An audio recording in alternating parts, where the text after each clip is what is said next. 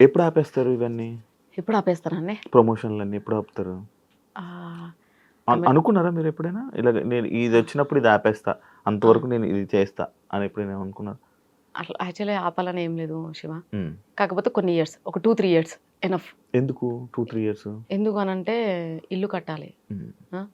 కొన్ని ఉన్నాయి పిల్లలకి సేవింగ్స్ అట్లాంటివి కొన్ని. హ్మ్. అవి అయ్యాక ప్రశాంతంగా ఉంటాయి ఇంట్లో. ఓకే. ఫ్యామిలీని అందరిని సెట్ చేయాలి. సెట్ చేయాలి. అంటే ఈ ప్రమోషన్‌లన్నీ చేస్తుంది ఫ్యామిలీ కోసం. ఫ్యామిలీ కోసమే శివ. లేకపోతే ఏంటి? హ్మ్. నేను ఏవి చేయను. హ్మ్. నా కోసం ఒక్క రూపాయి ఖర్చు పెట్టను. హ్మ్. నేను పార్లర్ పోను.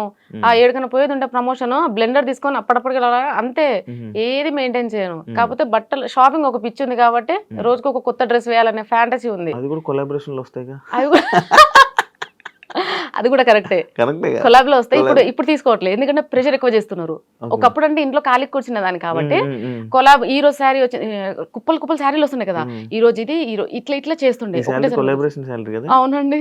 ఎలా తెలుసు? ఆ! ఒకొక్క శారీ మీద అన్ని హార్ట్‌లేసారంటేనే అర్థమైతుంది. అది కొలాబరేషన్ శాలరీ అని. ఎవరిచ్చారు చెప్పండి అది కూడా ప్రమోట్ చేసేయండి. ఈ శారీ వచ్చేసి అయ్యో! నిజంగా గుర్తుకు లేదండి. ఎన్నో కొలాబ్స్ చేశాను కదా! ఆ! గుర్తుకు లేదు.